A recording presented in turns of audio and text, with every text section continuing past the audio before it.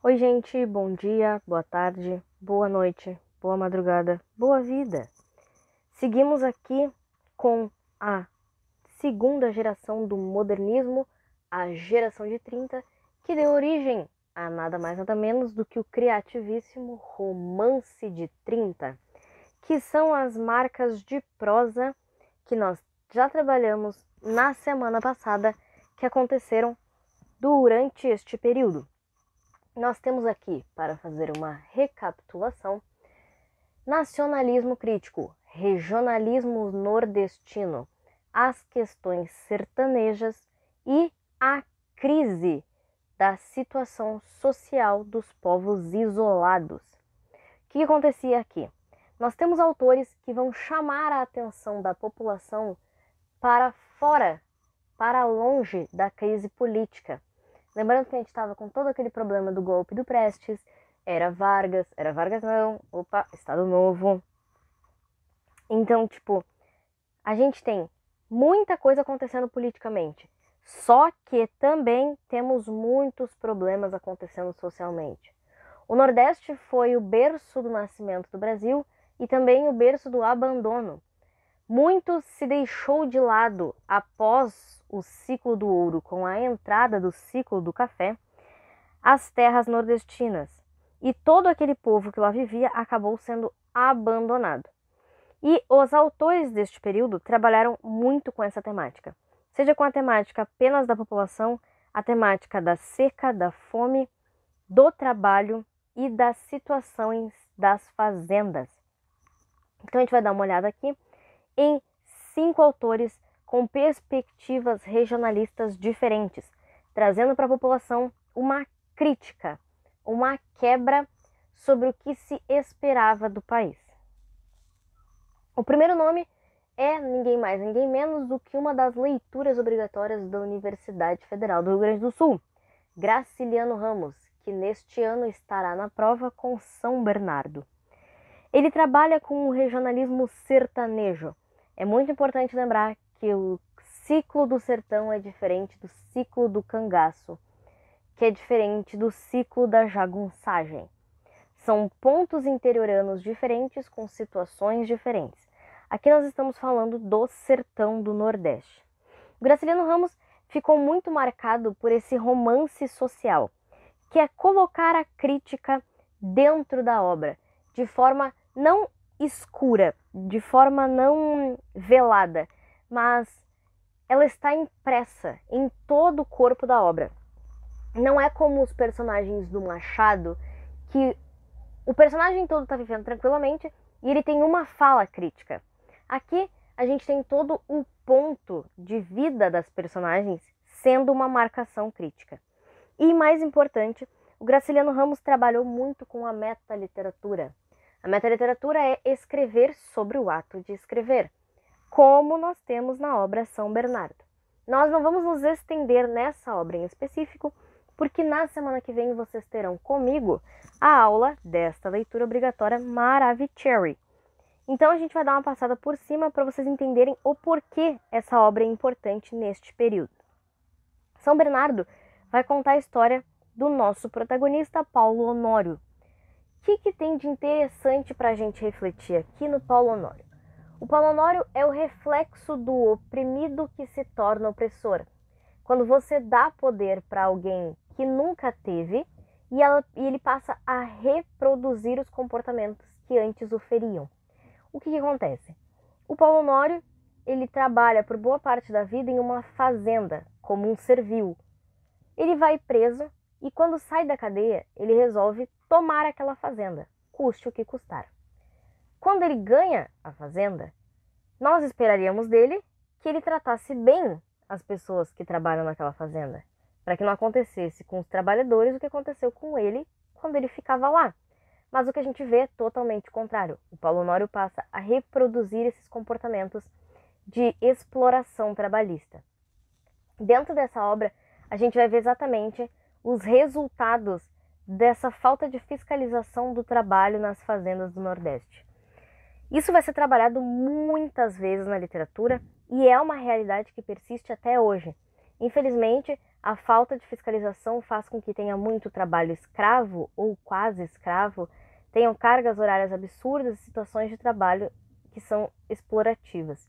Porque são grandes ciclos de fazenda de produção. Então a gente tem fazendas de cana, a gente tem fazendas de açúcar, a gente tem fazendas de café mesmo. A gente vai ver isso de novo na obra Suor, do Jorge Amado, que vai trabalhar bem a perspectiva desse trabalhador que é explorado nas fazendas.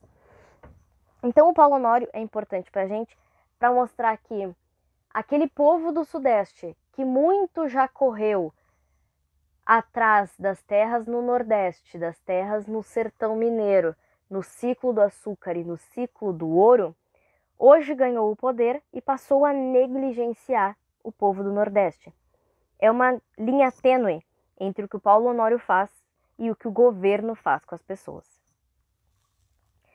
Vamos para a obra mais importante, segundo o meu ponto de vista e de alguns críticos literários, pelo impacto que ela causa.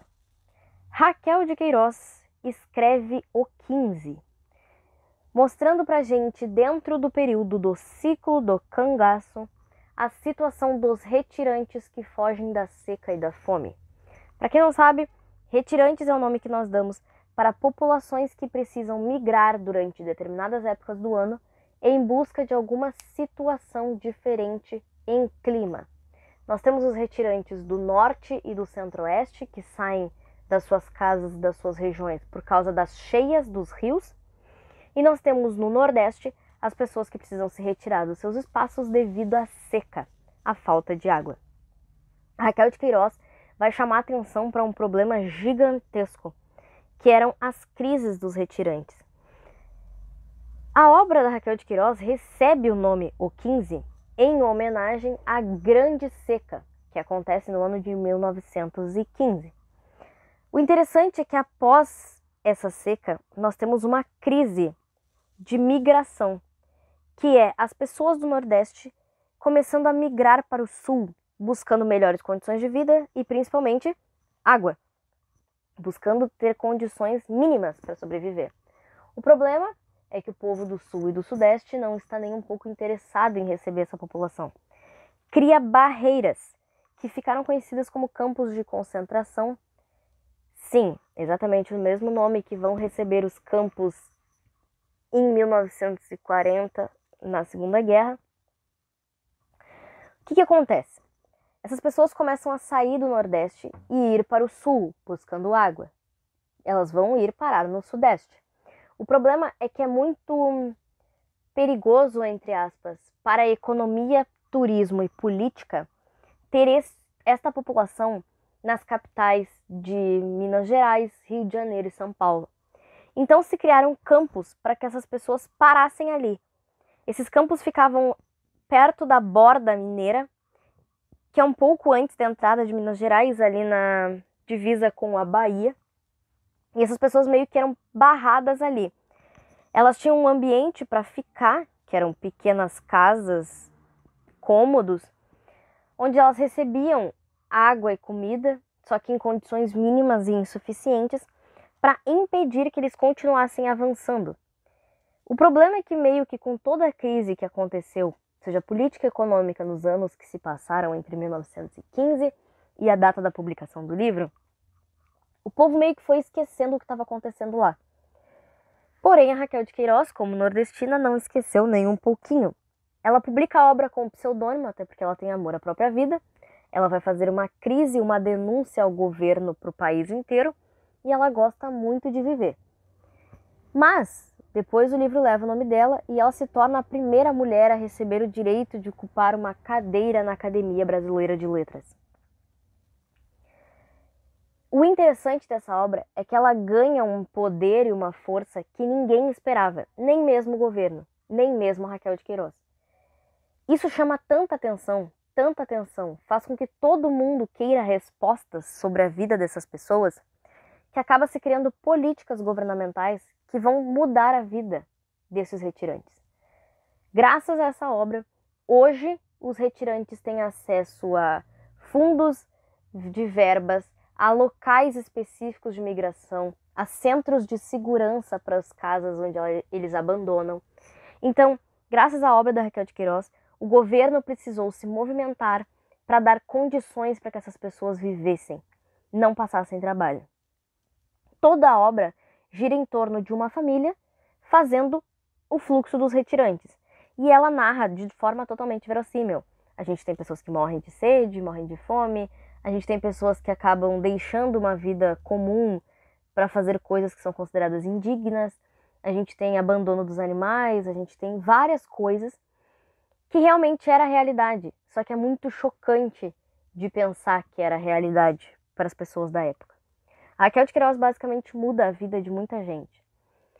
O governo da época cria o primeiro plano dos retirantes, que recebe uma ampliação gigantesca muitos anos depois, no governo Lula. O Lula claramente tinha todo o espectro populista dele e acaba expandindo todo o sistema do governo de auxílio aos retirantes.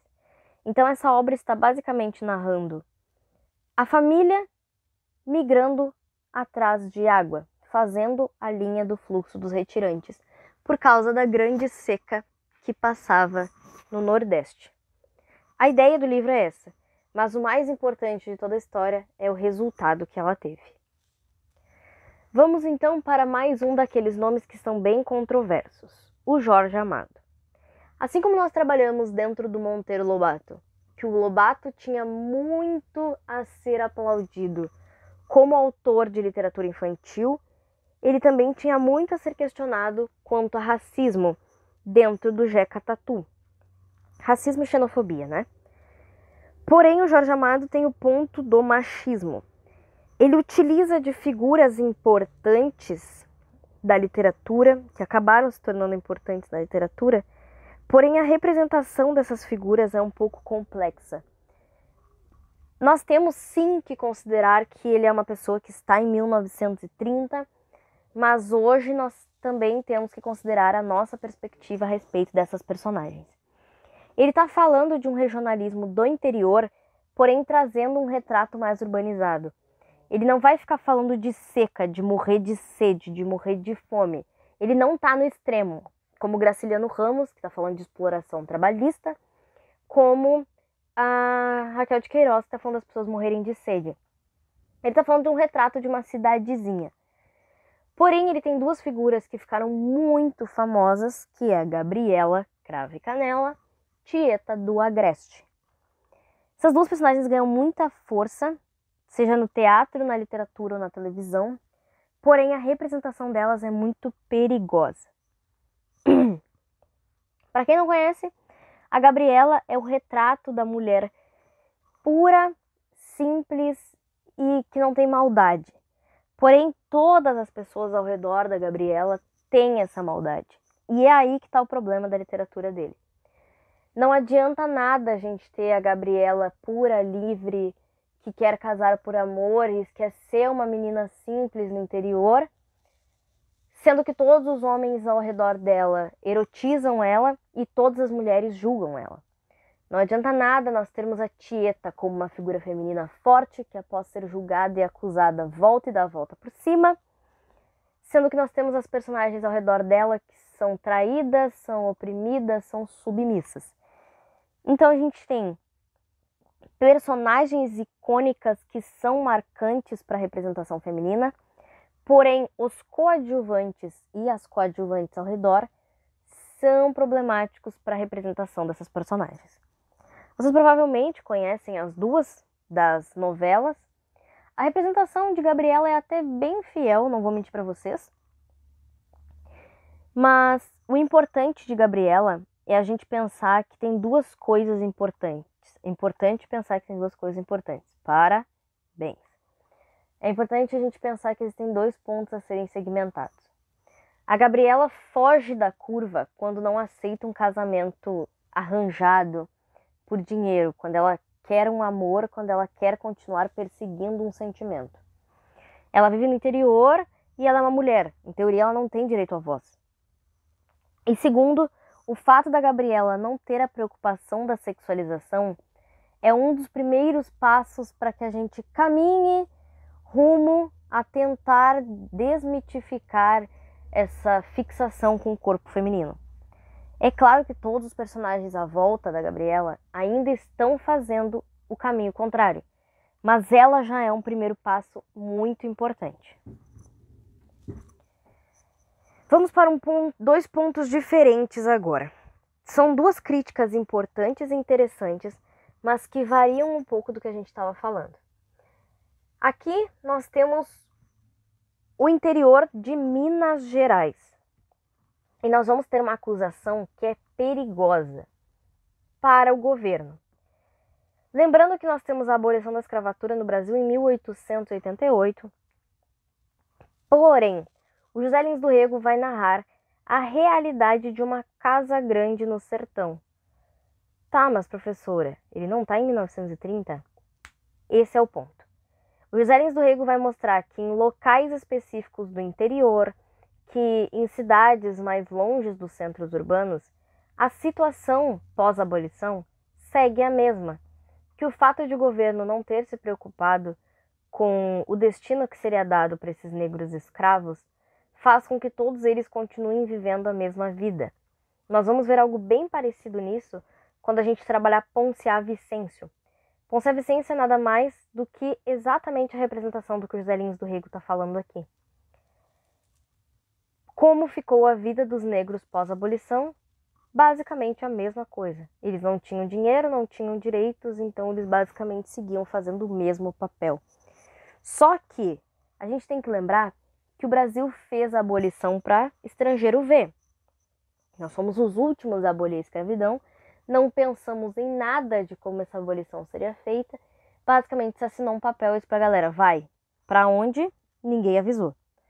Então, é importante que o José Lins do Rego coloque essa informação para que o povo se lembre que a abolição não funcionou tão bem assim, a gente ainda tem uns problemas para resolver. Ele coloca isso em O Menino de Engenho. O Menino de Engenho narra a história de um menino, filho do dono da casa grande, do dono da fazenda, que narra a sua realidade quando criança com esses escravos e crescendo. Ele narrando é um adulto. Então o que a gente tem? O ponto de vista da criança que vai passar da escravidão para a abolição, que vai ver o fluxo acontecer, mas nada mudar. O problema é que a gente tem a criança que brinca com os meninos negrinhos de manhã e que à tarde não entende por que eles não estão lá, sendo que eles estão trabalhando, porque eles são servis. Mas o interessante é, nessa obra, como a gente tem um adulto narrando o que viu quando criança, tem o ponto de vista do jovem inocente que não entende, mas ele vai colocando ressalvas de que o adulto já percebe. Então é tipo, o Joãozinho brincava comigo toda manhã. À tarde, enquanto eu estudava, ele sempre sumia. Mal eu sabia. Tipo, esse mal eu sabia é o adulto dizendo, porque a criança não sabe. Então a gente tem dois pontos de vista para narrar essa realidade imutável.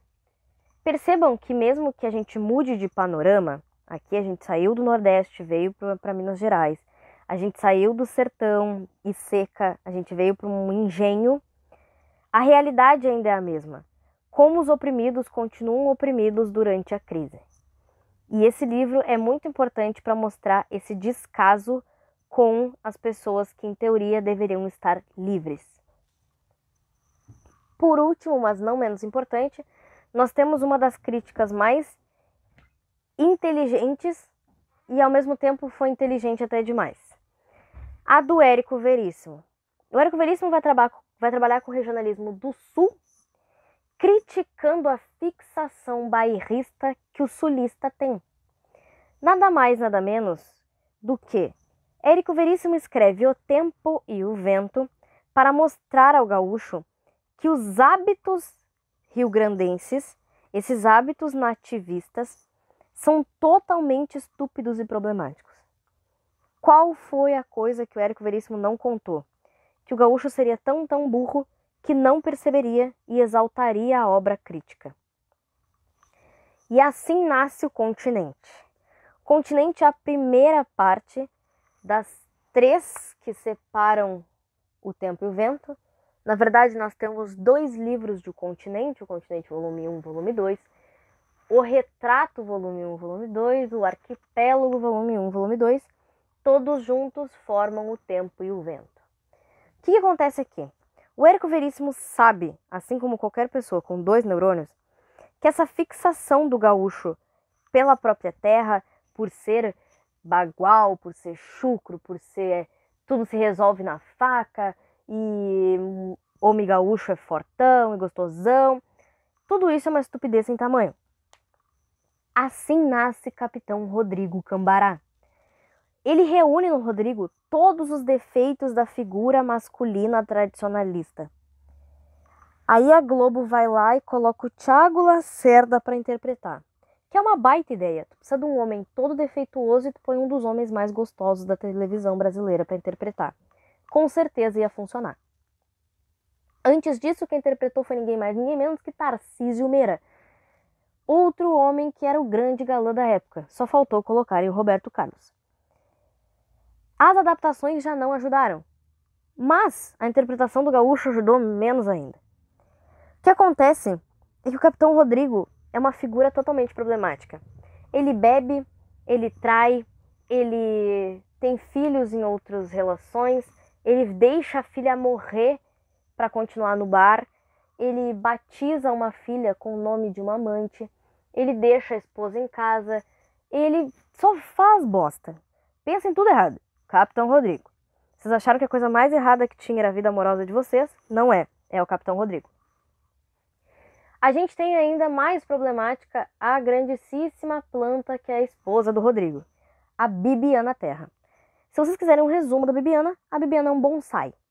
A Bibiana é uma grande plantona que está no meio do livro. A Bibiana não tem voz pra porcaria nenhuma. A Bibiana fica arrastada. Se tu quiser dar um chute na cara da Bibiana, ela deixa e não se mexe. A Bibiana é uma inútil. E quando as pessoas batem lá, sempre tem aquela amiga que tenta dar uma salvada, né? A gente insiste na amiga. Que bate lá na porta e diz, colega, olha só, acabei de ver o Rodrigo saindo com a Claudinha. A frase da Bibiana sempre é, o que importa é que o Rodrigo volte para casa. Então, para Bibiana, dane-se o que o marido faz, ele pode dar na cara dela, pode deixar a filha morrer, pode trair. Se ele voltar para casa no fim do dia, é o que conta. Nós temos a grande figura feminina do livro, que é a Ana Terra. A Ana Terra é uma mulher matriarca de uma família. O único problema, leve, coisa rápida, é que o grande ato de heroísmo da Ana Terra é se deixar ser estuprada. Então percebam que nós temos um homem totalmente tosco, totalmente errado, grotesco. Nós temos uma mulher que é uma heroína por se deixar ser abusada e um grandíssimo bonsai. A gente ainda vai ter outras personagens muito problemáticas que tá tudo errado, assim como outros personagens masculinos problemáticos, tipo Florencio, que é um covarde. Então, tipo, todos os personagens da obra têm algum defeito muito marcante. E ainda assim se tornou um grande ícone, porque o gaúcho não teve a capacidade de identificar o problema na obra, de identificar que tudo que o Érico fez foi criticar essa fixação do gaúcho por si mesmo. Nada mais a nossa prova que nós comemoramos todo ano o 20 de setembro. O 20 de setembro é uma comemoração pela Revolução Farroupilha, aquela que nós perdemos. O Érico estava certíssimo, o gaúcho é um idiota. Ele não está errado, sulista é um problema. E é tão problema que não conseguiu se perceber. Ele disse basicamente, já que vocês não estão entendendo, eu vou desenhar. Aí a gente viu o desenho e deu nota 10 no Gartic. Foi isso que ele fez. Tanto que o Érico Veríssimo, depois, ainda em vida, até porque se ele tivesse feito em morte ia ser um pouco complicado, menos que ele trocasse uma ideia com o Chico Xavier, anos depois ele escreve para o jornal explicando o problema de todos os personagens, os importantes, tá? Porque, pra quem não conhece O Tempo e o Vento, tem uns 14 mil personagens. Porque eles têm o capítulo, o sobrado, intermédio. O capítulo, a história, intermédio. E assim vai 35 milhões de capítulos com 400 mil personagens. Mas ele pegou esses personagens centrais, o Capitão Rodrigo, a Ana Terra, a Bibiana, o Pedro. Ele pegou todos esses personagens e mostrou, ó, o defeito tá aqui, ó. Isso aqui tá errado. Isso aqui é um problema. E ainda assim a galera continua exaltando o Capitão Rodrigo, continua exaltando a Ana Terra. Então percebam, ele faz uma crítica à fixação regionalista. Basicamente dizendo, tudo que vocês acreditam que é bom está errado. E ainda assim o gaúcho não entendeu. Gente, a gente vai ficando por aqui agora. Semana que vem nós nos encontramos com São Bernardo. E mais importante, além de leitura obrigatória, vocês vão receber em primeira mão, em destaque, na pré-estreia, o livro de resumo de leituras obrigatórias que eu fiz para vocês. Como vocês já sabem, o livro de leituras obrigatórias foi feito por mim. Então, vocês podem tirar qualquer dúvida que vocês tenham de dentro do livro comigo, porque fui eu que escrevi os resumos de todas as obras, capítulo por capítulo, cena por cena, canção por canção. Então não se preocupem, vocês não precisam se matar lendo o livro, tudo está lá. E, não satisfeita, como eu amo muito vocês, eu sou uma pessoa muito legal e eu espero que vocês vão lá nos meus vídeos do YouTube e deem os likes para mostrar para todos os professores que literatura é a matéria mais legal de todas. Eu fiz um livro com exercícios que contém 3 simulados completos de uma prova da URGS. Então vocês têm basicamente 3 provas da URGS inéditas, que também foram feitas todas por mim. Então não adianta tentar me roubar e jogar as questões no Brainly, que vocês não vão encontrar as respostas lá no passeio direto. Feito, gente. Até semana que vem com São Bernardo e que vocês vão receber o livro de vocês. Beijos, boa noite, bebam água, usem protetor solar e não saiam de casa.